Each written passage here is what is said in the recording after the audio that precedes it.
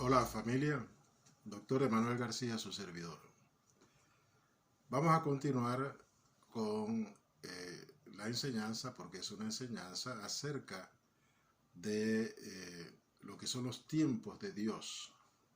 Y debemos conocer los tiempos de Dios en los que estamos viviendo. Porque tenemos una obra que realizar, cada uno conforme el llamado que Dios le ha hecho individualmente a cada uno de los hijos de Dios. Porque Dios ha preparado una obra para cada uno de nosotros. Tal vez mi obra que yo debo realizar es diferente a la obra que otro siervo debe realizar. Pero lo importante es que ambos estamos haciendo la obra de Dios. Y tenemos que respetarnos mutuamente, cada uno haciendo la obra que fue enviado por el Señor a realizar. Y estamos hablando sobre el conocimiento de los tiempos de Dios. Ser entendido en los tiempos. Para ser entendido en los tiempos de Dios, es necesaria una comunión estrecha con el Señor y ser obediente también a su palabra y a lo que Él nos revela en nuestros corazones. En esta ocasión vamos a compartir sobre el libro de Nehemías. Ya vimos en Esdras que en el caso de Esdras, Zorobabel, Esdras, ellos fueron levantados por Dios, puso en el corazón de cada uno de ellos, levantó el espíritu que estaba en ellos para que fuesen a Jerusalén, estando en la cautividad, fuesen a Jerusalén a levantar, construir el altar de Dios, primeramente, y después la casa de Dios, que es el templo de Dios. En el caso de Nehemías, ya eso había sucedido. Allá estaba el pueblo débil, pero estaban cumpliendo con el mandato que Dios les había dado en cuanto a reconstruir el altar y el templo. Nehemías, que es el obrero que Dios va a levantar para edificar el muro de Jerusalén, ya no trabajando en la casa, en la construcción de la casa, ni del altar, sino que en el muro de Jerusalén, porque el muro estaba destruido, totalmente destruido. Y para Dios es necesario que no solamente se levante el altar y su casa, sino también el muro, que es el muro de protección que hace límite con, en el caso, los extranjeros que puedan llegar a Jerusalén, la ciudad santa. Las otras ciudades de Judá ya estaban, en el caso, habitadas por parte del pueblo que había subido de la cautividad. Porque el Señor despertó el corazón del rey Ciro el Grande y dio los decretos, cumplido los tiempos de Dios de 70 años que estarían en cautividad, y ellos no entendían. El único que entendió realmente fue Daniel, pero Daniel, Dios no lo llamó a que fuese a subir a Jerusalén a participar en la construcción o reconstrucción del altar y la reconstrucción del templo. Él se quedó allá, incluso también con el rey Atarjejes. Sirvió unos años con él, pero él ya estaba anciano. Y Dios tenía un propósito para él, lo dejó allá. Un varón de Dios. Pero Dios escoge a aquellos que Él ha destinado para que hagan su obra, y cada uno una obra diferente. En el caso de Zorobabel y de Esdras, levantar el altar y el templo del Señor, y ellos cumplieron la obra. Pero faltaba una obra, y era justamente reconstruir el muro de Jerusalén. En el caso de Nehemías, que es el libro de Nehemías, que es lo que vamos a considerar ahora en esta porción, dice, palabras de Nehemías, hijo de Icaías, capítulo 1, aconteció en el mes de Gisleo, en el año 20, estando yo en Susa, capital del reino, que vino Anani, uno de mis hermanos, con algunos varones de Judá, y les pregunté por los judíos que habían escapado, que habían quedado de la cautividad, y por Jerusalén. Nehemías tenía una ocupación en el palacio del rey, él era el copero del rey. Él pudiera estar tranquilo ahí, haciendo la labor de copero. Una posición de prestigio en el reino. Y lo tenía a su cargo era un judío, en el caso de Nehemías, que le servía al rey. Él estaba en la cautividad también. Pero él no fue llamado a reconstruir ni el altar ni el templo. Y él está tranquilo allá haciendo su oficio. Y él llega a Hanani, vino a él, y él le pregunta, ¿cómo están mis hermanos allá en Jerusalén, en el reino de Judá? ¿Cómo están? Y me dijeron, el remanente, los que quedaron de la cautividad allí en la provincia, están en gran mal y afrenta, y el muro de Jerusalén derribado y sus puertas quemadas a fuego.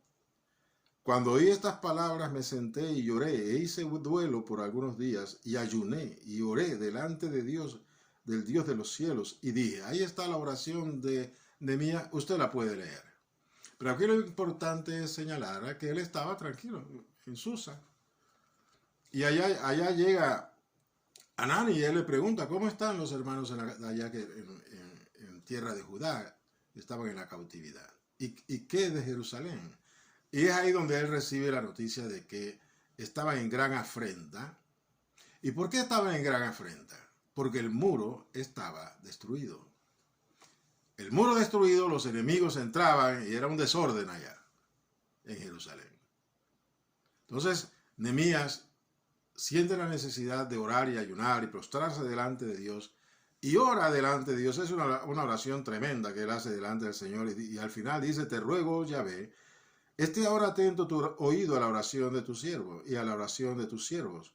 Quienes desean reverenciar tu nombre, concede ahora buen éxito a tu siervo y dale gracia delante de aquel varón, porque yo servía de copero al rey. Inmediatamente Nehemías se identificó con la necesidad que tenía Jerusalén de levantar el muro. Y él oró delante del Señor y le pidió perdón por los pecados del pueblo. Y él, como copero del rey, él no podía irse, sino que el rey tenía que darle permiso. Entonces viene el capítulo 2, dice, sucedió en el mes de Nisan, en el año 20 del rey Artajerjes, que estando yo, el vino delante de él, tomé el vino y lo serví al rey. Y como yo no había estado antes triste en su presencia, me dijo el rey, ¿por qué estás triste tu rostro? Pues no estás enfermo. No es esto sino que quebranto de corazón. Entonces temí en gran manera. Él era el copero, él tenía que tener siempre alegría, pero él estaba orando delante de Dios. Y él estaba triste por la condición que había en Jerusalén, porque el muro estaba destruido. Y así triste se presenta delante del rey. El rey le llama la atención, él conocía bien a su copero, porque el rey era muy vulnerable con el copero, porque era el que le servía el vino, y el vino podría estar envenenado. Y él, al ver el rostro triste de Nehemías, le llamó la atención. ¿Por qué estás triste? Eso parece quebranto de corazón. Hay algo que está dentro de tu interior que no anda bien. Y el rey, quién sabe qué comenzó a pensar. Y mire usted lo que sucede. Y dije al rey, para siempre viva el rey. ¿Cómo no estará triste mi rostro cuando la ciudad, casa de los sepulcros de mis padres, está desierta y sus puertas consumidas por el fuego? Le habló de la condición de Jerusalén. El muro que estaba destruido y las puertas las puertas del muro también estaban consumidas por el fuego. Me dijo el rey, ¿qué cosa pides? Mire usted. Entonces oré al Dios de los cielos y dije al rey. Bendito Dios. Aquí hay algo tremendo. Ya él había orado anteriormente. Y el rey le dice, ¿qué quieres? Y dice que Nehemías oró al Dios de los cielos, pero él se dirigió al rey. Y las palabras que Nehemías le pronuncia al rey es la oración que él estaba levantando al rey de los cielos. Y le dice, si le place al rey y tu siervo ha hallado gracia delante de ti, envíame a Judá, a la ciudad de los sepulcros de mis padres, y la reedificaré. O sea, esa fue su oración delante del rey, y el rey pensó que estaba hablando con él. No, él estaba haciendo una oración al rey de los cielos, pero dirigida al rey. Entendamos esto. Nehemías era un hombre de oración, era un hombre de fe. Y en ese momento en el que el rey lo interpela, él ya había orado previamente, pero ahora dirige su oración al rey de los cielos, pero mirando al rey, Artajerjes. Y Artajerjes piensa que está hablando con él. No, él está hablando con el rey de los cielos, haciendo su oración, y se la presenta al rey. Y el rey escucha la petición de Nehemías, pensando que le está hablando a él. No, él está hablando en oración al rey de los cielos. Y siendo que el rey Artajerjes es una autoridad puesta por Dios, Dios le respondió a Nehemías hablando por boca del rey. Entonces el rey lo autoriza a él a irse a Jerusalén a cumplir con la obra que Dios había puesto en su corazón. ¿Cuál era la obra que Dios había puesto en el corazón de Nehemías? Reedificar el muro y las puertas que estaban totalmente destruidas. Una obra diferente a lo que era la reconstrucción del altar y del templo. Pues bien, en el 9 dice: vine luego a los gobernadores del otro lado del río y les di las cartas del rey. Él fue con las cartas, con autorización del rey y con cartas del rey para que se le abrieran las puertas con los gobernadores de más allá del río. Pero oyendo Sanballat, el 10, Horonita y Tobías, el siervo amonita, les disgustó en gran extremo que viniese alguno para procurar el bien de los hijos de Israel. Lo primero que hace es Nehemías llegar pues a los gobernadores de allá más allá del río, los que estaban en Jerusalén o que dominaban sobre la provincia de Jerusalén, que eran gobernadores del rey Artajerjes. Y él presenta pues y esto es lo que las cartas del rey, y esto lo que produjo fue un disgusto en los gobernadores. Inmediatamente se opusieron a la obra que llegó a ser Nehemías. Y Nehemías hace un recorrido para ver lo que estaba sucediendo, hacer una inspección de cómo estaba la condición del muro, y era un desastre. Pero él fue con la intención justamente y el propósito de levantar el muro de la ciudad de Jerusalén. Dice en el 13, y observé los muros de Jerusalén que estaban derribados y sus puertas que estaban consumidas por el fuego.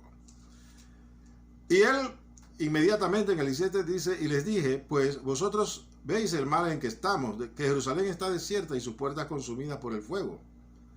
Venid y edifiquemos el muro de Jerusalén y no estemos más en oprobio. Entonces, estando él, ve la condición, él invita entonces a los moradores de Jerusalén y de las ciudades de alrededor para que edifiquen el muro de la ciudad. Ya no el templo y ya no el altar, sino el muro de la ciudad. Y al oír esto, los enemigos, en el caso Sanballat y Tobías, y se suma uno más, Gesén, el árabe, hicieron escarnio de ellos, ¿no? Y los menospreciaron diciendo, ¿qué es esto que hacen ustedes? ¿Se rebelan contra el rey? Y en respuesta les dije, el Dios de los cielos, Él nos prosperará. Y nosotros sus siervos nos levantaremos y edificaremos. ¿Qué edificarán? El muro.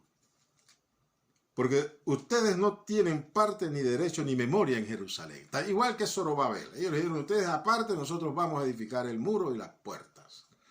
Porque Tobías y Sanballat y Gesén se burlaban de lo que ellos iban a hacer.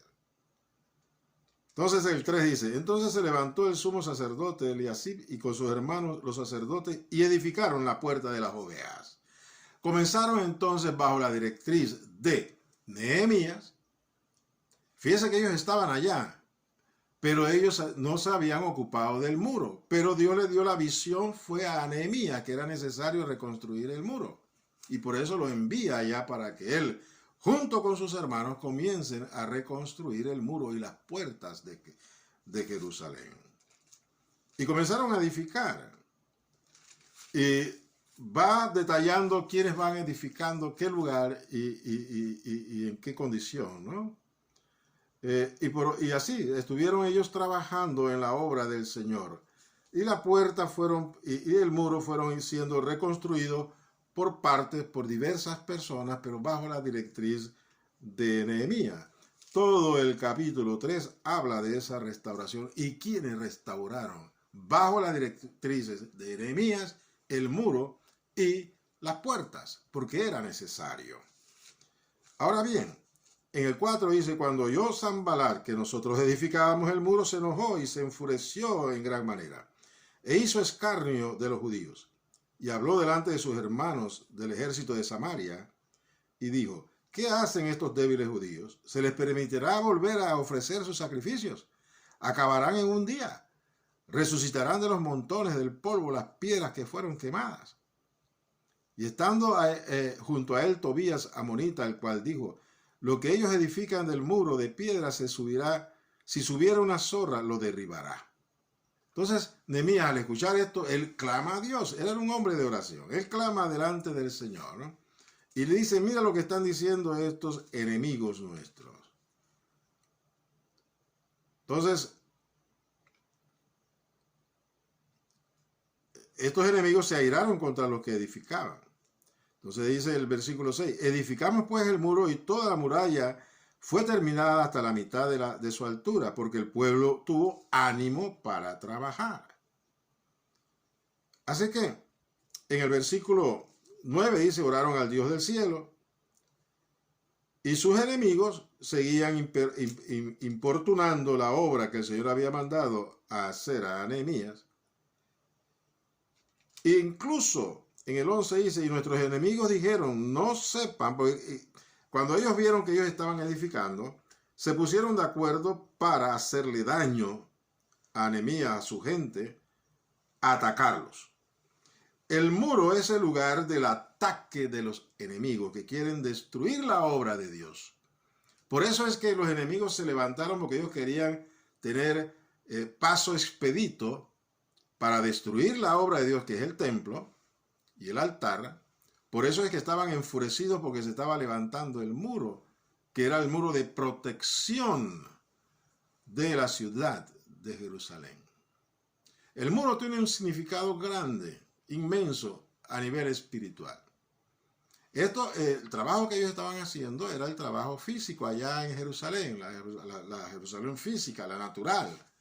Pero hay una Jerusalén espiritual que Dios está levantando, es justamente la iglesia del Señor. En este tiempo es la iglesia, ya no el templo antiguo ni la muralla antigua de Jerusalén, sino el muro de protección de la iglesia del Señor. El muro de protección de la iglesia del Señor tiene que ver justamente con el lugar de contacto con el mundo, con los enemigos de la iglesia. Es el lugar de frontera de la ciudad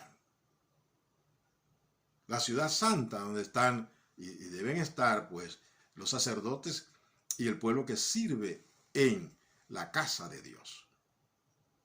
Pero la casa de Dios tenía que ser protegida por el muro, porque el templo estaba en Jerusalén. Así que el muro de Jerusalén protegía la casa del Señor. Así sucede hoy con la iglesia.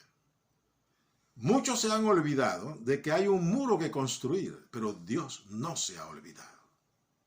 Es necesario que haya el muro de protección de la iglesia, y Dios escoge a quienes han de edificar este muro de la iglesia, que es el muro que separa al mundo, las corrientes del mundo, los enemigos de la iglesia, que pueden entrar al terreno santo, que es Jerusalén, y hacer destrucción. Entonces Dios levanta el muro de protección, y para eso escoge quienes han de participar en la obra. Déjeme decirle que en el muro es que se dan las batallas. En el caso, esto es lo que sucedió. Los enemigos de Jerusalén querían el muro destruido y se confabularon para ir y atacar a los que reconstruían el muro. es el lugar de guerra espiritual para nosotros. Es ahí donde enfrentamos a los enemigos de la iglesia, en el muro, allá, ahí es donde nosotros tenemos que edificar el muro para que sea protección y a dar la batalla espiritual. Porque nuestra guerra, nuestra batalla no es contra, en el caso, los enemigos físicos, sino contra principados, contra potestades, contra gobernadores de las tinieblas de este siglo y las huestes espirituales de maldad. Así como habían estos gobernadores en los tiempos en que Nehemías estaba levantando el muro, hoy en día nosotros tenemos que enfrentar a gobernadores de las tinieblas, que son las que están avanzando sobre la iglesia. Y hay que levantar ese muro y luchar, dar la guerra espiritual en ese lugar. Para eso es que Dios levanta a los guerreros de Jehová, para que den la batalla allá en el muro, la guerra espiritual, para que la iglesia esté protegida. Y es necesario que en este tiempo se levanten los valientes de Yahweh a dar esa batalla y reconstruir el muro. Y esto es lo que en el caso, entiendo yo, el Señor me ha mandado a hacer. Y yo he sido obediente y he ido allá. Estoy levantando por la gracia de Dios el muro de protección de Jerusalén, para que las corrientes de este mundo queden por fuera. Pero para ello es necesario conocer lo que está sucediendo. Tenemos que tener los ojos abiertos y saber que nuestra batalla se da en el muro de Jerusalén. Y hay que levantar el muro, hay que edificarlos. Y se edifica por la palabra de Dios. Pero es el lugar de guerra, es el lugar en el cual detenemos el avance de las tinieblas sobre la iglesia. Pero para ello hay que conocer a los enemigos, como en el caso salieron estos, Sanbalat, Tobías y Gesem. Y ellos se confabularon y estaban sobre el ejército de Samaria y querían definitivamente destruir y paralizar la obra del Señor. Y pues ellos se dedicaron a lo que era la reconstrucción del muro. En el 12 dice, pero sucedió que cuando venían los judíos que habitaban entre ellos, o sea, entre los enemigos del pueblo, entre los gobernadores, Sanbalat, Tobías y Gesem el árabe, había pueblo de Dios que vivía entre ellos, judíos que vivían entre ellos, y estaban tan contaminados estaban, que se tornaron aliados de ellos. Dice, pero sucedió que cuando venían los judíos que habitaban entre ellos, nos decían, hasta 10 veces, de todos los lugares de donde volvieres, ellos caerán sobre ustedes. Desalentando, traían noticias para desalentar la obra que estaban haciendo Nehemías por mandato del Señor. ¿Qué hizo Nehemías al recibir este informe que venía de los judíos que habitaban entre ellos allá? Ellos llegaron con decir, mira que lo van a acabar, no importa dónde ustedes se metan, los van a acabar. O sea, no trajeron palabras de aliento, no eran profetas. Eran gente que estaba contaminada, estaban acostumbrados a vivir en el pecado, en las tinieblas, bajo la gobernanza de los gobernadores espirituales de maldad, en el caso de la iglesia. Hay muchos hermanos así, hoy, en el pueblo de Dios, que más se inclinan hacia las tinieblas que a la obra que el Señor quiere hacer en este tiempo. El 13 dice, entonces, por las partes bajas del lugar, detrás del muro, y en los sitios abiertos, puse al pueblo por familias, con sus espadas, con sus lanzas y con sus arcos, con las armas de guerra. Oh, bendito Dios. Nehemías organizó al pueblo. Y mire, los distribuyó de tal manera que ellos estaban edificando el muro, pero tenían sus armas. Tenían sus armas. Unos edificaban y otros vigilaban. O sea, Nehemías organizó la reconstrucción del muro. Dice, y cuando oyeron nuestros enemigos que los habíamos entendido y que Dios había desbaratado el consejo de ellos, nos volvimos todos al muro, cada uno a su tarea. Desde aquel día, la mitad de mis siervos trabajaba en la obra y la otra mitad tenía lanzas, escudos y arcos y corazas. y detrás de ellos estaban los jefes de toda la casa de Judá, los que edificaban el muro, los que acarreaban y los que cargaban, con una mano trabajaban en la otra y con la otra tenían la espada. Incluso había unos que estaban separados solamente para vigilar y estar prestos para entrar en la guerra, armas, estaban armados, ellos no estaban trabajando. Pero los que trabajaban con una mano, trabajaban en el muro y con la otra mantenían la espada en la mano. Era el lugar de guerra espiritual. Y así es que debe ser, porque es necesario levantar el muro, pero el muro es el limítrofe, el límite entre las fuerzas del mal, las fuerzas de las tinieblas y la casa de Dios, el pueblo de Dios. Y esto hay que entenderlo, porque si el Señor envía a alguien a construir el muro en este tiempo, el muro espiritual que debe de rodear y proteger a la iglesia, debemos entenderlo, porque este es tiempo, estamos viviendo en tiempos en los cuales las tinieblas están avanzando sobre la iglesia.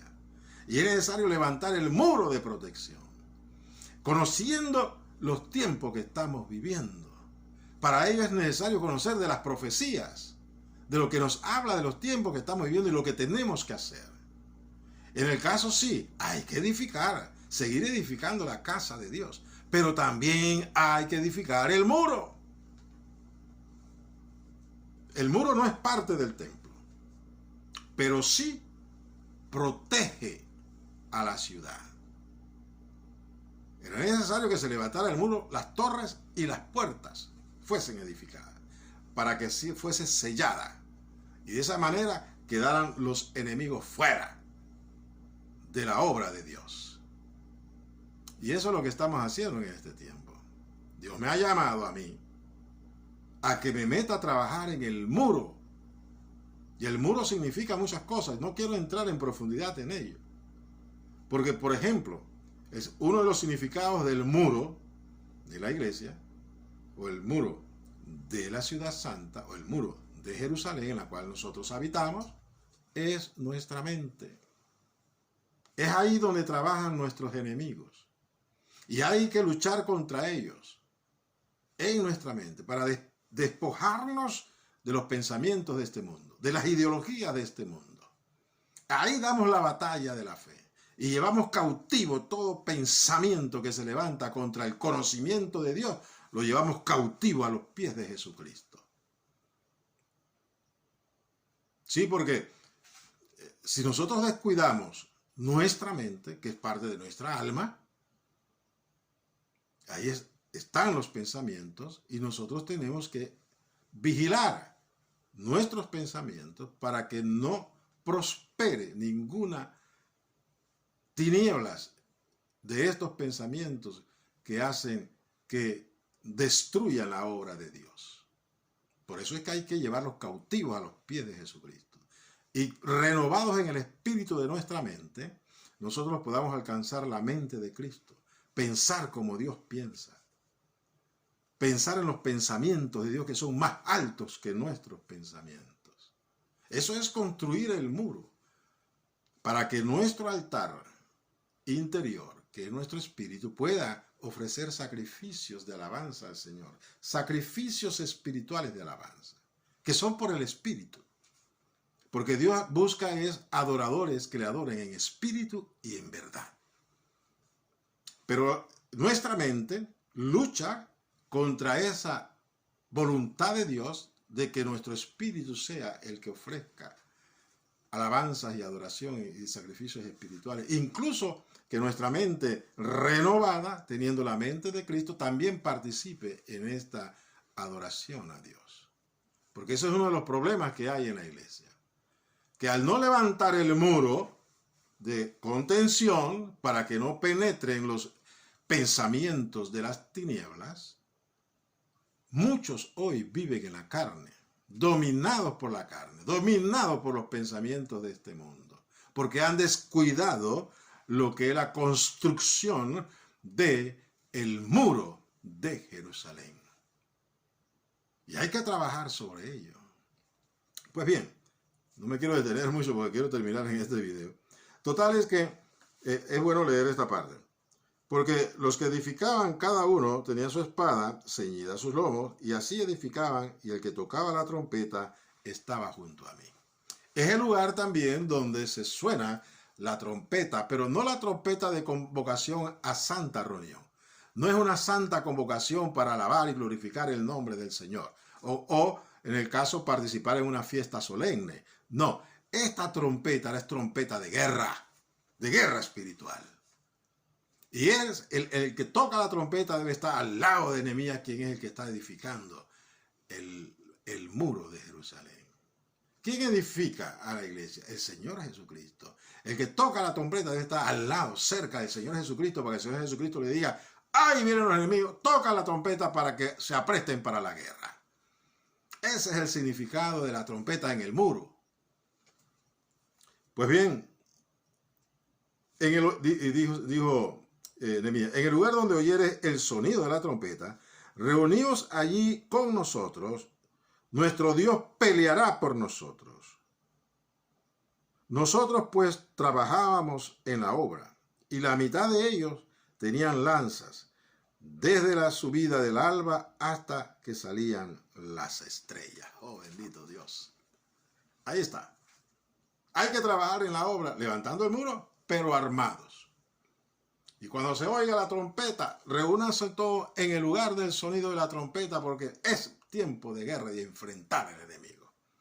Ahí habla es de la comunión en la iglesia cuando hay que hacer guerra espiritual. En este tiempo en que las tinieblas del mundo que están dominando el mundo, la iglesia tiene que entrar en ayuno y oración y en guerra espiritual. Por nosotros y por nuestras casas. Porque es como nosotros le ponemos un alto a todas esas ideologías que quieren penetrar en la vida del creyente y contaminarlos y derrotarlos. Pues bien, el capítulo 6 habla de las maquinaciones de los adversarios. Los adversarios estaban ahí, cerca del muro. Ellos querían era que no se construyera el muro. Por eso era un lugar de guerra espiritual. Entonces, había maquinaciones cuando, el 6, cuando oyeron Sanbalat y Tobías y Gesem el árabe y lo demás de nuestros enemigos, que yo había edificado el muro y que no quedaba en el portillo, aunque hasta aquel tiempo no había puesto las hojas en las puertas. Sanbalat y Gesem enviaron a decirme: ven y reunámonos en alguna de las aldeas, en el campo de horno. Mas ellos habían pensado hacerme mal. Y les envié mensajeros diciendo: yo hago una gran obra y no puedo ir, porque cesaría la obra, dejándola yo para ir a ustedes. Aquí hay la artimaña del enemigo. Le dice: ok, está bien, sigan construyendo, pero queremos reunirnos contigo. Vente acá afuera, queremos hablar contigo. Dijo Nehemías: no, yo estoy ocupado en la obra, yo no tengo por qué escucharlos a ustedes, porque él sabía que lo querían hacer daño. Y todo el capítulo 6 son esas maquinaciones que tenían los enemigos de Nehemías y los constructores del muro. Y después envían al criado de uno de ellos para que hable. Incluso, mire lo que dice en el versículo 10. Como Nehemías no les hizo caso, ellos fueron y hablaron con un judío del pueblo que era profeta. El versículo 10 dice: vine luego a casa de Semaías, hijo de Mehetabel, porque él estaba encerrado, el cual me dijo: reunámonos en la casa de Dios dentro del templo, y cerraremos las puertas del templo, porque vienen para matarte. Esta noche vendrán a matarte. Entonces dije: ¿un hombre como yo ha de huir? ¿Y quién que fuera como yo entraría al templo para salvarse la vida? No entraré. Y entendió que Dios no lo había enviado, sino que hablaba aquella profecía contra mí, porque Tobías y Sanbalat lo habían sobornado. Oh, terrible. Aún dentro del pueblo de Dios, servidores de Dios, se venden al enemigo y se dejan sobornar por el enemigo para detener la obra de Dios. Él quería, este señor Semaías, hijo de Semaías, quería que en el caso Nehemías dejara la obra y entrase al templo con él, porque dice, pues te van a matar. Y él entendió de parte de Dios que él estaba hablando de una profecía falsa, porque quería justamente desprestigiarlo ante los ojos del pueblo, de que se había escondido en el templo y había cerrado las puertas del templo. Pero Dios estaba con Nehemías y él entendió la artimaña del enemigo y él se rehusó caer en ese lazo del cazador. Y él hace pues su oración. Nehemías era un hombre de oración. Dice en el 15, fue terminado pues el muro el 25 del mes de Elul en 52 días, en poco tiempo, mire. Y cuando lo oyeron todos nuestros enemigos, temieron todas las naciones que estaban alrededor de nosotros y se sintieron humillados y conocieron que por nuestro Dios había sido hecha esta obra. Asimismo, en aquellos días iban muchas cartas de los principales de Judá a Tobías y las de Tobías a ellos, porque muchos en Judá se habían conjurado con él. Mire usted, terrible. Gente del pueblo de Dios, incluso príncipes del pueblo, estaban confabulados con los enemigos de la casa de Dios. Terrible esto. Esto sucede hoy en día también. Piensan que están obrando para Dios, pero están aliados con las tinieblas. Y quieren debilitar la obra de la reconstrucción del muro. Pero no lo lograron, porque Nehemías sabía lo que tenía que hacer y no cayó en la trampa de ellos. Y dice en el 19, y también contaban delante de mí las buenas obras de los enemigos. Y a él le referían mis palabras y enviaba todavía cartas para atemorizarme. Sí. Cuando uno está haciendo la obra del Señor, los enemigos, incluso miembros del cuerpo de Cristo, miembros de la iglesia, asociados con las tinieblas, buscan atemorizar a quien está haciendo la obra de Dios. Pero déjeme decirle algo, cuando Dios envía a un hombre escogido por él a hacer una obra, en este caso, la obra en el muro, este hombre sabe a quién sirve y no cederá ante el temor y las amenazas de hermanos en la iglesia que no entienden la obra de Dios, no entienden los tiempos de Dios. Les hace falta el conocimiento de Dios. Porque el conocer a Dios no solamente es conocer a Cristo en cuanto a la palabra, sino también todo lo que Él ha dicho en la palabra de Dios, incluidas las profecías. Porque hay siervos que menosprecian las profecías y no las entienden, no las comprenden, porque no se meten a escudriñar las profecías delante de Dios para que Él traiga revelación a sus vidas.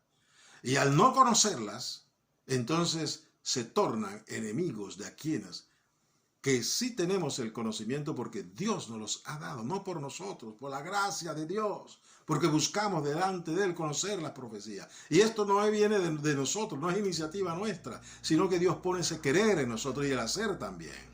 Y Él abre nuestro entendimiento con respecto a las profecías. Podemos entender los tiempos que estamos viviendo, los tiempos proféticos, y en base a ese entendimiento, que es el conocimiento, como hablamos en el primer video, que su pueblo, el pueblo de Dios, perece por falta de conocimiento. Incluye el conocimiento profético, el conocimiento de las profecías, el conocimiento que Dios revela a través del entendimiento que Dios nos da al conocer las profecías y conocer los tiempos que estamos viviendo. Pues bien, terminaron el muro y Nehemías, junto con Esdras, hacen la dedicación del muro porque ya había sido terminado. Quiero terminar esta parte para entrar en la parte final, porque si no se me va a cortar el video. Quiero que vayamos a Lucas, capítulo 21 de Lucas, que es el relato de Lucas con respecto a las señales del fin, que eso está en Mateo 24. Pero yo quiero hacer referencia a esas algunas palabras que tiene Lucas que no tiene 24, Lucas 21 que no tiene Mateo 24. Es el mismo Señor hablando.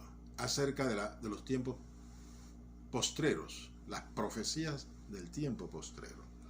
Dice, y a unos que hablaban de que el templo estaba adornado de hermosas piedras y ofrendas votivas, dijo, en cuanto a estas cosas que veáis, días vendrán en que no quedará piedra sobre piedra que no sea destruida. Le estaba diciendo a sus discípulos que se maravillaban, oh, mira qué belleza el templo. Le dice, vendrá tiempo en que todo esto será destruido y no quedará piedra sobre piedra. Entonces los discípulos quisieron saber, maestro, ¿cuándo será esto? ¿Y qué señal habrá cuando estas cosas estén por suceder? Él entonces les dijo, miren, que no seáis engañados. El Señor, en base a las preguntas que le hacen los discípulos, Él comienza a hablarles de las señales proféticas de los tiempos que se cumplirían, no solamente en la destrucción del templo, sino también en los tiempos postreros, en los tiempos finales. Y una de las cosas que le dice, miren que no sean engañados. Miren que no sean engañados. Significa, le está diciendo, les voy a decir a ustedes estas cosas para que ustedes no sean engañados. Les voy a hablar de las profecías para que ustedes no sean engañados. Entonces sigue diciendo, cuando oigan de guerras y de sediciones, no se alarmen. ¿Qué le está diciendo? Habrá guerra y habrá rumores de guerra, pero no se alarmen. Le está diciendo, verán estas cosas, pero no se alarmen. ¿Qué significa? Estén pendientes porque las van a ver, pero no se alarmen cuando las vean. El 12, pero antes de todas estas cosas, os echarán mano y os perseguirán y os entregarán a la sinagoga y a las cárceles y serán llevados ante reyes y ante gobernadores por causa de mi nombre. Y esto les será ocasión para dar testimonio. Proponer en vuestros corazones, no pensar antes cómo han de responder en vuestra defensa, porque yo les daré palabra y sabiduría, la cual no podrán resistir ni contradecir todos los que se opongan. Le está diciendo las señales y le está diciendo qué actitud deben tener cuando vean estas señales, lo que están pasando, qué es lo que tienen que hacer. En este caso le dice, van a ser perseguidos, van a ser llevados a los concilios, pero quédense tranquilos. No busquen a ver qué van a decir, no, porque yo mismo les voy a dar palabra. Él los está preparando a través del conocimiento de las profecías, qué actitud deben tener cuando vean estas señales. Por eso es necesario ser entendidos en las escrituras, ser entendidos en las profecías, para conocer el tiempo que estamos viviendo y qué esperar de Dios, de parte de Dios para nuestra vida en cuanto a la provisión que Él nos da. Y el Señor nos lo manifiesta cuando nos da las profecías. No solamente nos habla de las cosas que han de suceder, sino también nos habla de lo que Él hará con nosotros.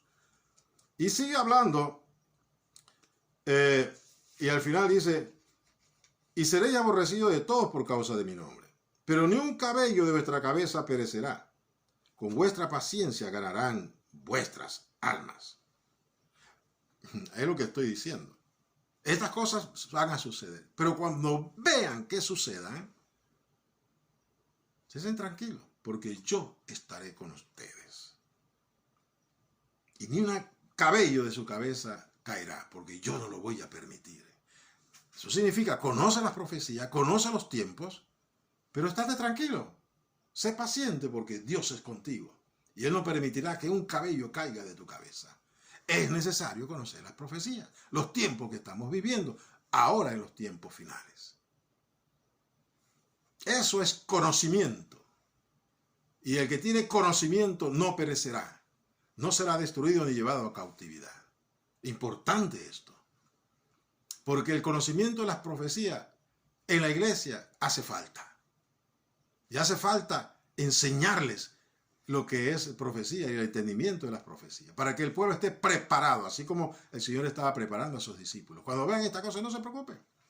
Van a suceder, no se atemoricen. Yo estoy con ustedes. Son necesarios que ocurran, pero yo los voy a cuidar. Y ese es el mensaje en este tiempo. Dice, pero cuando vean a Jerusalén rodeada de ejércitos, sepan entonces que su destrucción ha llegado. Esta profecía en específico era para los discípulos que le habían preguntado, pero él aprovecha la pregunta de ellos para abrir el compás y profetizar acerca de los tiempos postreros. Y es donde dice del versículo 25 en adelante, la venida del Hijo del Hombre. Entonces habrá señales en el sol, en la luna y en las estrellas y en la tierra, angustia de la gente, confundida a causa del bravío del mar y de las olas, desfalleciendo los hombres por el temor y la expectación de las cosas que sobrevendrán en la tierra, porque las potencias de los cielos serán conmovidas. Entonces verán al Hijo del Hombre, que vendrá en una nube con poder y gran gloria. Cuando estas cosas comiencen a suceder, erguíos y levantad vuestras cabezas, porque vuestra redención está cerca. Ahí está. Más claro no puede estar. El Señor está hablando de los tiempos finales, antes de su venida, y da profecías claras con respecto a ello. Y el Señor le dice a los que estamos en este tiempo, viendo estas profecías, dice, cuando estas cosas comiencen a suceder, erguíos. ¿Por qué erguíos? Porque están abatidos. La iglesia en este tiempo está abatida. Hay que erguirse. En el conocimiento de las profecías hay que erguirse.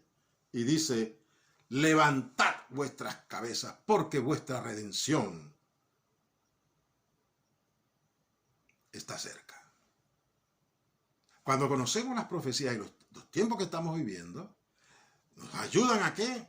A erguirnos, a levantar nuestra cabeza y conocer que nuestra redención está cerca. Eso nos anima ¿a qué? A continuar, a pesar de las dificultades, porque Dios es